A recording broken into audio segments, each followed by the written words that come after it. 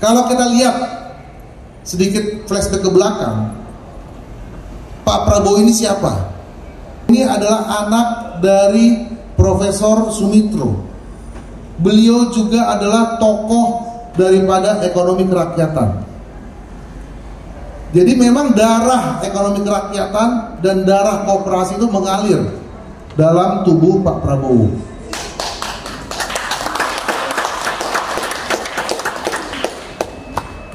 Dan juga tidak lupa, Pak Prabowo ini juga adalah cucu ataupun kakeknya Pak Prabowo adalah Bapak Margono Joyo Hadikusumo.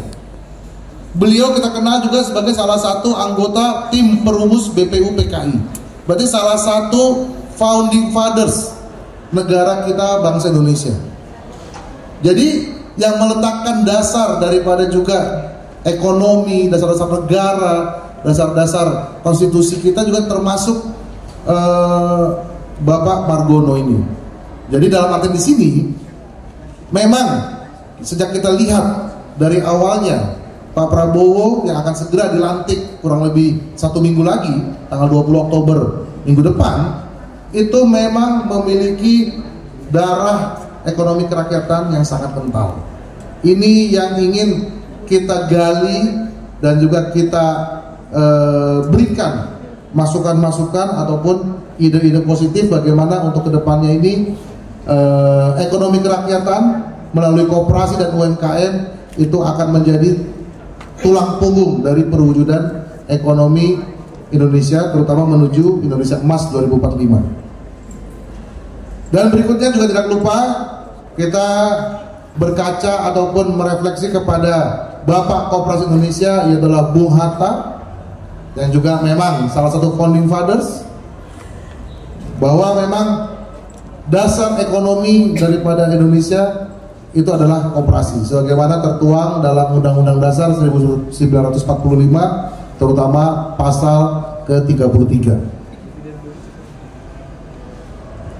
Jadi itulah yang mendasari kami tergerak untuk menuliskan buku ini dengan tim semuanya. Ada Pak Bayu, Brother Bayu Indrowinarko, ada Brother Sabang, ya Pak Sabang Silayan, dan juga dengan teman-teman AMPI semua, Brother Tommy, Visnu, juga ada Brother Agung juga.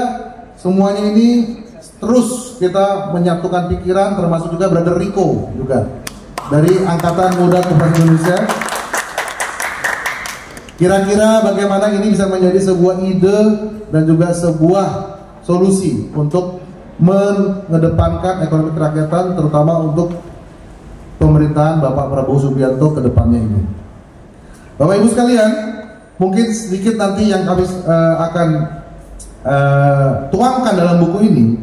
Pada bagian pertama itu adalah kita menuliskan ataupun menguraikan tentang bagaimana pendekatan baru terhadap koperasi dan UMKM di era masa kini, di era yang memang semuanya serba digital, di era juga yang memang generasi muda mendominasi daripada demografi penduduk Indonesia, yaitu adalah generasi milenial ataupun generasi Y, ataupun yang lebih muda lagi adalah generasi Z. Nah, ini yang kita lihat memang pendekatan ini harus butuh sebuah sentuhan khusus. Kenapa? Ya, kita tidak muluk-muluk. Kalau ditanya sekarang di kurikulum sekolah, tidak ada lagi pengajaran ataupun literasi tentang koperasi yang diajarkan di bangku-bangku sekolah. Nah, ini yang kita lihat juga menjadi penting, bahwa bonus demografi di mana generasi Z terutama itu menjadi sebuah modal penting untuk kemajuan bangsa Indonesia, terutama untuk periode 10 tahun menyambut Indonesia Emas 2045. Kita lihat di sini, tadi saya sampaikan bahwa ternyata faktanya menunjukkan bahwa dalam survei Bank Dunia itu adalah koperasi menjadi akses keuangan untuk pertama kalinya terhadap 72% masyarakat Indonesia. Itu fakta Bank Dunia. Berarti memang koperasi sedemikian signifikan dan sedemikian penting. sedemikian diandalkan. Faktanya lagi pula, sekitar 25 juta unit UMKM itu tidak dapat mengakses keuangan dari perbankan. Bahkan kita soroti juga dalam beberapa waktu terakhir, sampai OJK dan Bank Indonesia sedikit menegur para perbankan nasional yang selalu enggan untuk memberikan pembiayaan kepada UMKM yang dianggap berisiko ataupun dianggap tidak layak ataupun bankable. Dan kembali fakta yang paling terutama kita bisa lihat adalah lagi-lagi kepada konstitusi kita, yaitu adalah Undang-Undang Dasar 1945 pasal 33. Tetap sokoguru perekonomian bangsa adalah koperasi. Tapi kalau kita lihat sekarang, refleksikan kenyataannya, masih sangat jauh panggang daripada api. Nah, ini yang menggelitik kami, yang membuat mereka kami sedikit excited gitu kan. Kita terbakar untuk membangkitkan lagi bagaimana pamor dan juga peran koperasi ini. Nah, ini mungkin bisa kita lihat ada beberapa data-data tentang koperasi yang kami tuangkan dalam buku, yaitu adalah berdasarkan jenis koperasi dan juga berdasarkan sektor-sektor yang digeluti oleh koperasi. Berikutnya, pada bagian kedua, kami menyoroti ataupun mengulas tentang konteks dan juga potensi ekonomi Indonesia. Bagaimana Indonesia ingin menjadi negara maju, indikatornya adalah masuk ke dalam jajaran G8 dan bahkan mungkin katanya G4 di bawah China, US, India. Nah, ini bukan sesuatu hal yang mudah. Jadi kita melihat bagaimana analisis pertumbuhan ekonomi dan juga pembelajaran dari negara-negara maju yang dimana juga pada negara-negara tersebut koperasi-koperasinya maju, yaitu adalah Jepang, Korea Selatan, dan juga negara-negara Eropa. Nah, baru kita lihat berikutnya ada sebuah fakta-fakta data yang kita gali adalah yang memegang porsi mayoritas ataupun sangat dominan dalam perekonomian kita adalah UMKM, ekonomi informal. Nah, ini memegang kontribusi sampai 60% terhadap pertumbuhan produk domestik bruto kita, PDB. Nah, ini kan menggelitik. Sedangkan kita tahu tadi fakta Bank Dunia mengatakan mereka mendapatkan akses pertama kali koperasi. Tapi kenapa tidak linier? UMKM-nya 60% terhadap PDB, kok koperasinya enggak? Ini kan ada sebuah missing link di sini.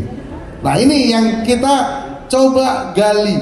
Sekarang koperasi cuma baru bisa berkontribusi terhadap PDB itu kurang lebih 4-5%. Padahal UMKM-nya 60%. Nah, ini yang coba kita gali. Kenapa kok dia nggak linear? Ini yang kita coba. Ya, mohon maaf Bapak Ibu ya, saya nggak kasih bocoran lebih jauh. Kan biar dibeli bukunya kan gitu. Ini dikasih hint-hintnya saja gitu kan, apa yang kami tulis dalam buku ini. Oke, terus baru berikutnya bagian ketiga, ini kita coba dulu bongkar tuntas koperasi ini. Kita bikin analisa yang mendalam. Apa sih yang menyebabkan koperasi ini kok kayak nggak populer, kok kayak nggak seksi? Apa jangan-jangan diksinya juga salah? Diksinya juga perlu dirubah. Ya mohon maaf. Sekarang kalau kita ngomong masyarakat yang rural area di kampung-kampung, kata koperasi itu sudah terkonotasikan negatif, yang dianggap bank-bank harian itu kan, yang nagih-nagih itu minjem di mana? Di koperasi. Padahal mungkin sebenarnya bukan koperasi yang berbadan hukum secara legit, yang cuma inang-inang gitu kan, inang-inang yang mungkin merefer kepada suatu etnis tertentu gitu kan ya. Nah, itu kan itu terkonotasikan seperti itu. Apa perlu diksinya dirubah kan, itu kan? Itu yang kita coba analisa mendalam. Dan juga bagaimana juga bisa menarik kepada anak-anak generasi muda, terutama generasi Z. Nah, yang tapi juga menjadi sebuah tantangan dan jadi sebuah encouragement adalah di satu sisi di dunia itu sangat diakui. Bahkan 2025 besok itu telah ditetapkan oleh PBB, dicanangkan sebagai IYC, International Years of Cooperative. Kan ini cukup kontradiktif kan?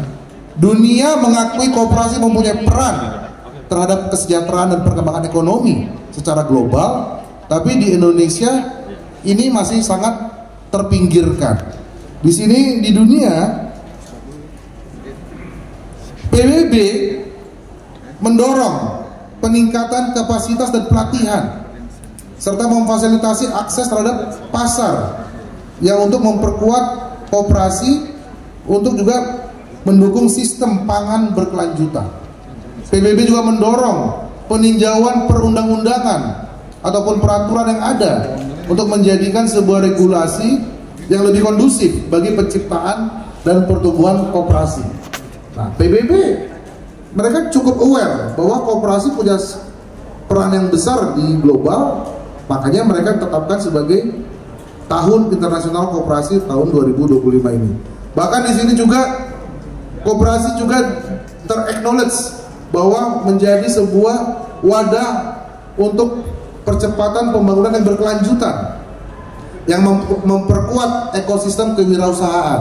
Berarti kan semua sisi PBB koperasi berdampak terhadap pangan, koperasi berdampak terhadap peningkatan kewirausahaan, dan juga koperasi berdampak juga kepada mendorong produksi dan juga konsumsi yang berkelanjutan dalam hal pangan dan nutrisi. Jadi banyak sektor dan juga banyak aspek yang memang diakui dan juga terbukti di negara-negara lain.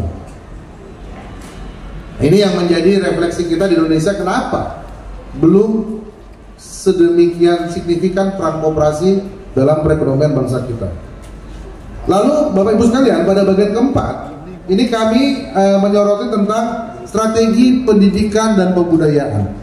Jadi memang kita harus kembali lagi lebih mendasar, mungkin kembali lagi lebih kita masyarakatkan dan budayakan koperasi ini terhadap anak-anak sekolah kita di bangku-bangku sekolah untuk masuk ke dalam kurikulum sekolah-sekolah kita. Itu memang sebuah strategi yang lebih mendasar, tapi kenapa tidak? Karena pernah waktu zaman Orde Baru juga dilaksanakan, tapi kenapa sekarang hilang? Kita lihat di sini sedikit kami soroti hasil survei, ya kan, kepada generasi Y dan Z, alias generasi milenial dan generasi Z. Apakah Anda sudah mengerti? Bagi Anda yang tidak menjadi anggota koperasi, apa alasannya? Kenapa alasannya Anda tidak menjadi anggota koperasi? Memang beberapa jawaban tergambar di sini. Koperasi kurang menguntungkan, takut dana disalahgunakan pengurus. Itu yang memang langsung berkonotasi negatif atau lebih kepada reputasi dan juga kepercayaan kepada koperasi memang ada. Tapi kita lihat di sini angkanya cuma 20-25%. Tapi yang teratas adalah tidak adanya koperasi di lingkungan rumah, sekolah ataupun tempat kerja. Tidak sesuai kebutuhan, tidak mengetahui informasi tentang koperasi.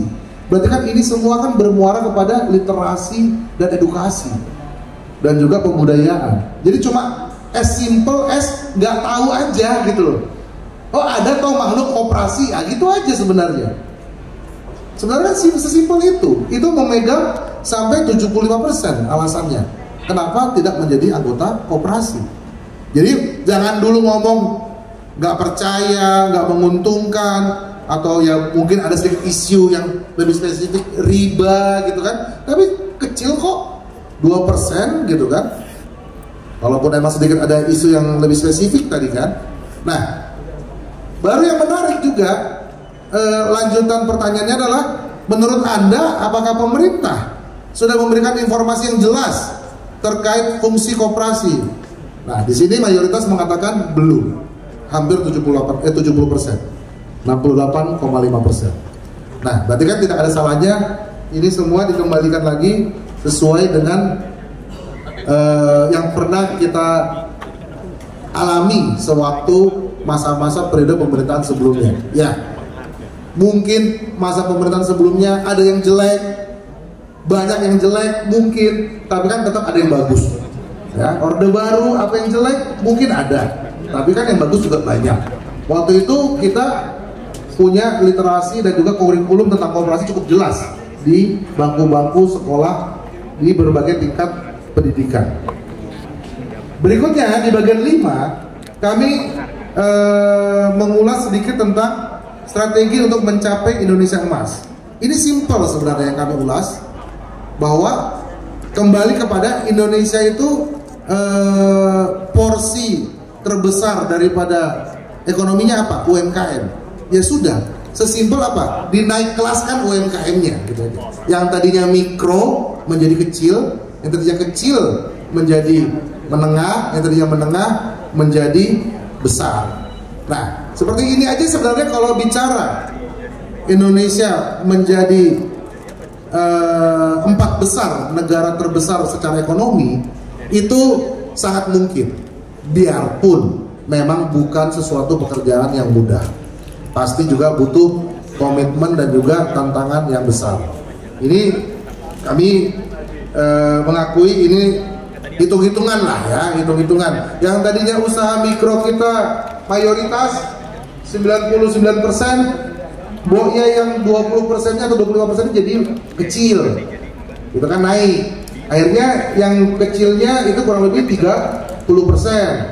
Karena ada kan kriteria, izin Pak Kris ya, ada kan kriteria usaha mikro itu berapa omsetnya, berapa asetnya, usaha kecil berapa. Nah, kayak gini aja ini cukup. Itu sebenarnya hitung-hitungan itu untuk mewujudkan Indonesia Emas itu. Ya, lagi-lagi kita membuat istilah pendekatannya adalah melalui koperasi yang sebagai wadah terdekat dengan UMKM. Berikutnya, bagian ke-6, supaya ini bisa terjadi, berarti wadah terdekatnya itu harus ditransformasi. Wadah terdekatnya itu harus dibuat sebuah inovasi yang modern dan juga out of the box. Nah, ini kita mencoba mengulas bahwa harus ada sebuah fungsi-fungsi koperasi itu yang mendukung UMKM, yang membuat sebuah ekosistem yang terintegrasi, bahwa koperasi itu menjadi peran yang maksimal terhadap UMKM. Yaitu adalah dalam hal, selamat datang Mbak Angki. Ya, silakan Mbak. Terima kasih atas kedatangannya. Jadi kita melihat di sini bahwa koperasi berperan sebagai agregator dan juga akselerator terhadap UMKM, yaitu dalam hal kapasitas SDM, pelatihan-pelatihan. Itu sudah kami lakukan juga di AMKI. Itu kita melatih UMKM untuk perizinan, legalitas, untuk digital marketing, untuk administrasi keuangan, pelaporan. Jadi bagaimana kita mengembangkan kapasitas daripada SDM pelaku UMKM. Dan juga koperasi bisa membangun kemitraan strategis dengan UMKM sebagai off-taker, sebagai juga penghubung dengan usaha-usaha besar, dengan BUMN ataupun dengan swasta nasional besar. Yang juga nanti pastinya koperasi juga sebagai akses pembiayaannya, akses permodalannya, yang pasti juga dibantu oleh LPDB. Siap Pak Kris.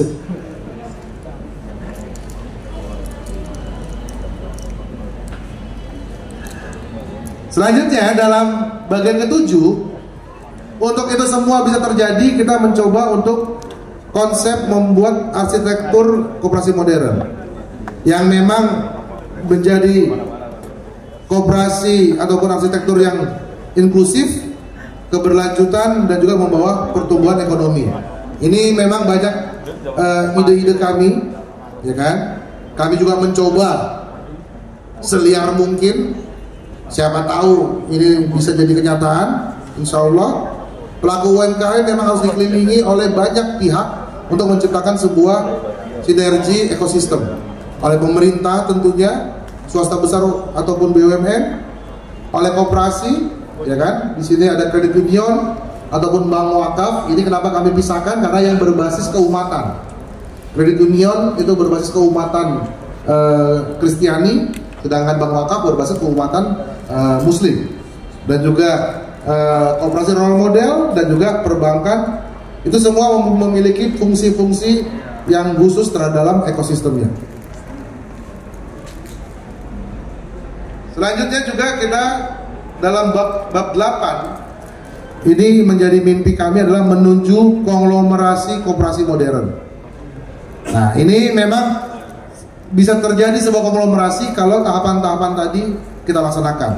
Kita membuat dulu gerakannya dulu supaya menjadi pembudayaan, baru kita buat sebuah arsitekturnya yang kita eksekusi, baru juga kita buat tadi ekosistemnya yang pastinya juga memanfaatkan teknologi digital dan juga komputerisasi yang nantinya juga diharapkan bisa mewujudkan konglomerasi koperasi terutama dalam sektor agrobisnis dan juga aquaculture untuk memperkuat pangan nasional.